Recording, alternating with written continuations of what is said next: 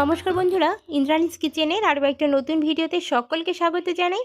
তো আজকে আমি মুগ ডাল দিয়ে পটলের একটা দুর্দান্ত নিরামিষ রেসিপি শেয়ার করছি। তো বন্ধুরা, পটলের অনেক রকম রেসিপি আপনারা বানিয়ে খেয়েছেন। মুগ ডাল দিয়ে এই রেসিপিটা একবার বানিয়ে খেয়ে দেখুন, আশা করি আপনাদের ভীষণ ভালো লাগবে। নিরামিষ দিনে তো বটে, সাধারণ দিনেও কিন্তু এই রেসিপিটা আপনারা বানিয়ে খেতে পারেন। ভাত, রুটি, লুচি, পরোটার সাথে এই রেসিপিটা খাওয়া যায়। আর ঘরের সাধারণ জিনিসপত্র দিয়ে কিন্তু রেসিপিটা বানাচ্ছি। তো চলুন ঝটপট দেখে নেওয়া যায় কীভাবে বানাচ্ছি পটলের দুর্দান্ত স্বাদের নিরামিষ রেসিপি। তো বন্ধুরা, রেসিপিটা বানানোর জন্য আমি এখানে প্রয়োজন মতো পটল নিয়েছি। আর পটলটা খুব ভালোভাবে ধুয়ে নেওয়ার পরে খোসা ছাড়িয়ে নিয়েছিলাম। তবে খোসাটা ছাড়ানোর ক্ষেত্রে একটু রেখে রেখে ছাড়াবো, এতে করে পটলটা কিন্তু বেশ একটু গোটা থাকবে, সম্পূর্ণভাবে সেদ্ধ হয়ে যাবে না। এবার আমি পটলের একটা মাঝখান দিয়ে একটা টুকরো করে একটা পটলকে দুভাগ করে কেটে নিয়েছি। খুব ভালোভাবে পরিষ্কার জল দিয়ে ধুয়ে নিচ্ছি বন্ধুরা।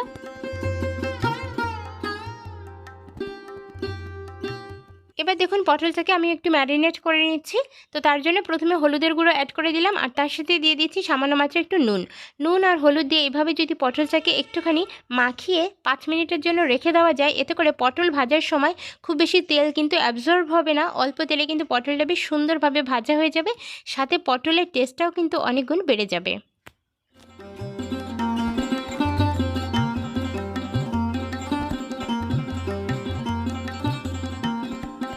তো নুন আর হলুদ মাখিয়ে পটলটাকে খুব সুন্দরভাবে আমি ম্যারিনেট করে নিয়েছি। এবার আমি 5 মিনিটের জন্য রেস্টে রেখে দিচ্ছি।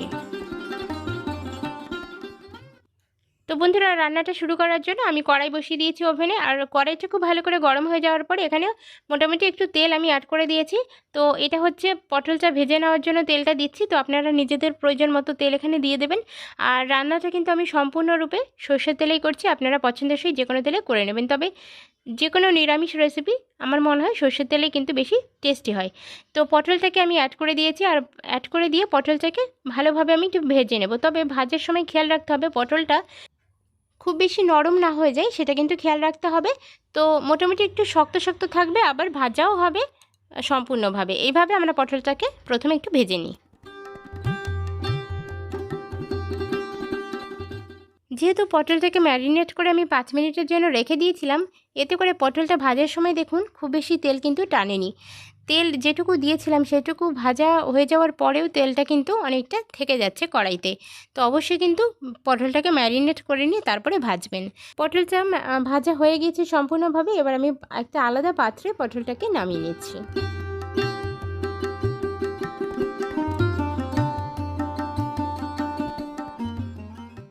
এদিকে পটলের সাথে আমরা মুগ ডালের ব্যবহার করব। তো মুগ ডালটা কীভাবে ব্যবহার করব দেখিয়ে দিচ্ছি। এখানে দেখুন, একটা পাত্রের মধ্যে আমি কিছুটা জল নিয়েছি। জলের মধ্যে আমি মুগ ডাল দিয়ে দিচ্ছি। এখানে বলতে পারেন একটা ছোটো বাটির 1 বাটি মতো মুগ ডাল রয়েছে। এবার এই মুগ ডালটাকে খুব ভালোভাবে কচলিয়ে কচলিয়ে প্রথমে ধুয়ে নিতে হবে। মুগ ডালটা কিন্তু সম্পূর্ণ মাত্রায় কাঁচা, কোনো রকম ভাজা মুগ ডাল কিন্তু এটা নয়। কাঁচা মুগ ডালটাকে ভালোভাবে আমি জাস্ট পরিষ্কার করে ধুয়ে নিয়েছি।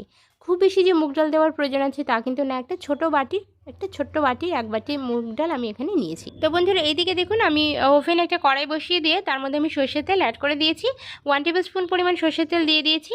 এবার তেলটা খুব ভালোভাবে গরম করে নিচ্ছি। তেলটা দেখুন গরম হয়ে গিয়েছে। এই পর্যায়ে এসে এর মধ্যে আমি ধুয়ে রাখা মুগ ডালটাকে অ্যাড করে দিচ্ছি। ধুয়ে নেওয়ার পরে জলটা একটু ঝরিয়ে নিলে সুবিধা হয়, যেহেতু আমরা তেলের ওপরে দিয়ে দেবো মুগ ডালটাকে। জল থাকলে ছিটকানোর সম্ভাবনা থাকতে পারে। তো জলটা একটু ঝরিয়ে নিতে হবে, তাতে করে তেলটা কিন্তু ছিটকাবে না।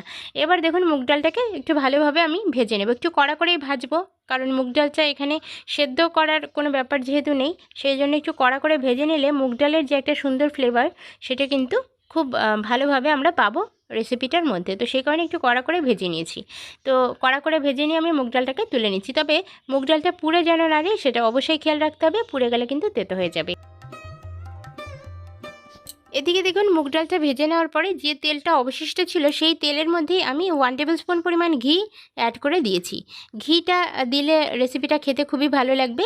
আর তার সাথে দিয়ে দিচ্ছি সাদা জিরে 1/2 টেবিল স্পুন পরিমাণ। সাদা জিরে 1/2 টেবিল স্পুন পরিমাণ দিয়ে হালকা করে একটু ভেজে নিচ্ছি। জিরে একটু ভেজে নেওয়ার পরে এর মধ্যে কিন্তু বাকি জিনিস অ্যাড করতে হয়, তাতে করে ফ্লেভারটা খুবই ভালো আসে। এবার দেখুন, এর মধ্যে একটা শুকনো লঙ্কা আমি ভেজে অ্যাড করে দিয়েছি, আর তার সাথে দিয়ে দিচ্ছি একটা তেজপাতা। শুকনো লঙ্কা, তেজপাতা আর তার সাথে সাদা গোটা জিরে ফোড়ন, এই যে ফোড়নটা দুর্দান্ত একটা ফ্লেভার হবে, তার সাথে রয়েছে ঘি। অবশ্যই কিন্তু খুব ভালোভাবে একটু ভেজে নিতে হবে। ভেজে নিলে জাস্ট রান্নাঘরটা মোমো করবে, এত সুন্দর একটা ফোড়নের গন্ধ হবে। আপনারা চাইলে এখানে একটু গরম মশলা, গোটা যে গরম মশলা সেটাও কিন্তু দিতে পারেন, আমি আজকে কিন্তু দিচ্ছি না। এবার দেখুন বন্ধুরা, এর মধ্যে দিয়ে দিচ্ছি টমেটো কুচি। একটা মিডিয়াম ছোট সাইজের টমেটো আমি জাস্ট একটু কুচিয়ে নিয়েছি, হালকা করে কুচিয়ে নিয়ে কিন্তু দিয়ে দিলাম। আর টমেটোটা একটু নরম হয়ে যাওয়া পর্যন্ত একটু ভেজে নেব, আর তার জন্য একটু নুন অ্যাড করে দেবো। নুনটা দিলে টমেটোটা কিন্তু তাড়াতাড়ি নরম হয়ে যায়। তো বন্ধুরা অবশ্যই কিন্তু একটু নুন দিয়ে টমেটোটাকে তাড়াতাড়ি করে নরম করে নিতে হবে।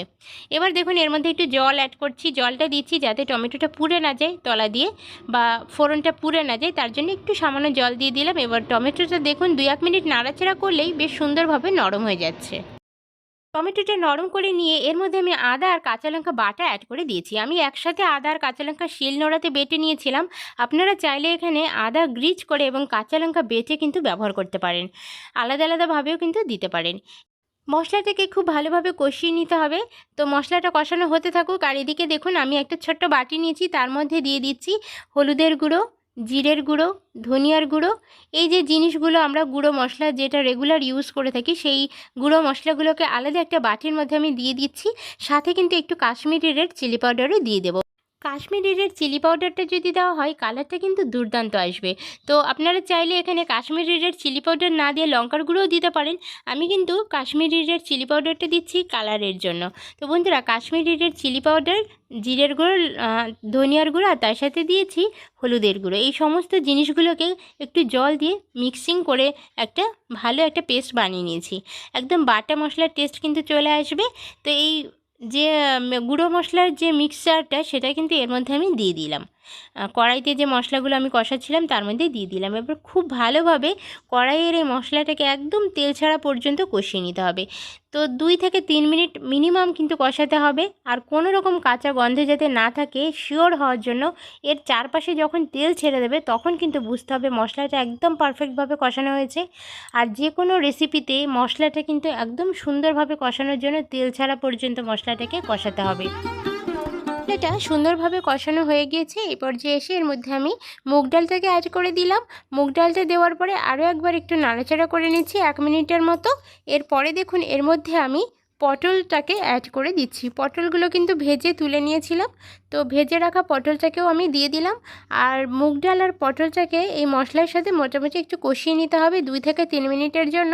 তো একটু জল দিয়ে দেবো যাতে মশলাটা পুড়ে না যায় বা পটল এই জিনিসগুলো পুড়ে না যায়, তার জন্য একটু জল দিয়ে আমি একটু ঢাকনা চাপা দিয়ে সমস্ত জিনিসগুলোকে আরও 2-1 মিনিট একটু সুন্দরভাবে কষিয়ে নিচ্ছি। এতে করে মশলার কোনো রকম কাঁচা গন্ধ কিন্তু থাকবে না, আর খাবারের যে রেসিপিটার টেস্টও কিন্তু দুর্দান্ত হারে বেড়ে যাবে। তো অবশ্যই কিন্তু খুব ভালোভাবে সমস্ত উপকরণগুলোকে একটু কষিয়ে নিয়েছি ঢাকনা চাপা দিয়ে। মোটামুটি 2-3 মিনিট আমি ঢাকনা চাপা দিয়ে রেখে দিয়েছিলাম।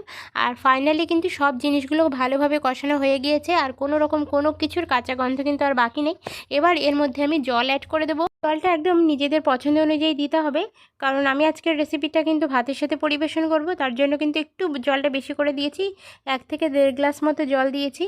আর আপনারা যদি রুটি পরোটার সাথে খান সেক্ষেত্রে একটু কমিয়ে দেবেন, নিজেদের বুঝে কিন্তু সেটা দিতে হবে। তো এবার ঢাকনা চাপা দিয়ে আমি কুক করে নিচ্ছি মোটামুটি 5 থেকে 6 মিনিটের জন্য। ফিরে আসছি 5-6 মিনিট পরে। 5 মিনিট পরে ফিরে এলাম বন্ধুরা। ঢাকনা খুলে দেখাচ্ছি, দেখুন রেসিপিটা কিন্তু ঝোলটা কিন্তু একটু ঝোল এখনও পর্যন্ত রয়েছে, আরও একটু কিন্তু কুক করতে হবে। তো এই পর্যায়ে এসে একটু হালকা হাতে নাড়াচাড়া করে নিয়েছি। আর এবার আমি এর মধ্যে নুন অ্যাড করে দিচ্ছি। নুনটা একটু কম মনে হচ্ছে, তার জন্য কিন্তু নুনটা দিয়ে দিলাম। আর এর মধ্যে ফাইনালি কিন্তু কিছু জিনিস টেস্টের জন্য অবশ্যই অ্যাড করতে হবে। তার আগে আরও একবার আমি ঢাকনা চাপা দিয়ে একটু জলটা বা ঝোলটা একটু কমিয়ে নেব। তো বন্ধুরা আরও 2-3 মিনিট আমি একটু ঢাকনা চাপা দিয়ে কুক করে নিয়েছি। আর ফাইনালি কিন্তু দেখুন ঝোলটা কিন্তু একদম পারফেক্ট কনসিস্টেন্সিতে চলে এসছে, একটু গামাখা তৈরি হয়ে গিয়েছে। এই পর্যায়ে এসে এর মধ্যে আমি অ্যাড করে দিচ্ছি সামান্য মাত্রায় একটু ঘি। যেহেতু ঘি আমি ফোড়নে ব্যবহার করেছিলাম সেই কারণে এখানে খুব বেশি ঘি দিচ্ছি না। তবে যারা ঘি ফোড়নে ব্যবহার করবেন না তারা এখানে বেশি করেও ঘিটা কিন্তু দিতে পারেন। অবশ্যই কিন্তু ঘিটা দেবেন, এক্ষেত্রে ঘিয়ের যে ফ্লেভারটা রেসিপিটাকে অনেক বেশি টেস্টি করে তুলবে। তো ঘিটা দেওয়ার পরে এর মধ্যে সামান্য একটু আমি চিনি অ্যাড করে দিচ্ছি। নিরামিষ রেসিপিতে একটু চিনি অ্যাড করে দিলে একটু মিষ্টি মিষ্টি টেস্ট আসে, সাথে কিন্তু টেস্টের ব্যালেন্সটাও অসাধারণভাবে ব্যালেন্স হয়, খেতে খুবই ভালো লাগবে। তো সামান্য মাত্রায় একটু চিনি দিয়ে দিলাম, দিয়ে খুব ভালোভাবে হালকা হাতে নাড়াচাড়া করে নিচ্ছি। আর সমস্ত উপকরণগুলো দেখুন একদম পুরো গামাখা গামাখা তৈরি হয়ে গিয়েছে। দুর্দান্ত খেতে হয় বন্ধুরা, একবার হলে ট্রাই করে দেখবেন, আশা করি আপনাদেরও ভীষণ ভালো লাগবে। আমি কিন্তু আমার চ্যানেলে এরকমই ঘরোয়া সাধারণ রান্নাবান্নার রেসিপি প্রতিদিনই আপলোড করে থাকি।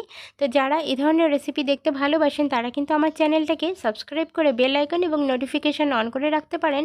এতে করে যখনই আমি কোনো নতুন ভিডিও আপলোড করব সবার আগে আপনার কাছে পৌঁছে যাবে। তো বন্ধুরা, আজকের রেসিপিটা আপনাদের দেখে কেমন লাগলো কমেন্ট সেকশানে জানাতে ভুলবেন না। সাথে অবশ্যই কিন্তু ভালো লাগলে একটা লাইক করার অনুরোধ রইল। আর এরকমই নতুন নতুন রেসিপি দেখার আমন্ত্রণ জানিয়ে আজকের ভিডিওটা আমি এখানেই শেষ করছি। দেখা হচ্ছে আগামীকাল একটা নতুন রেসিপির সাথে। ততক্ষণে জেনে সকলে খুব ভালো থাকুন, সুস্থ থাকুন। ধন্যবাদ।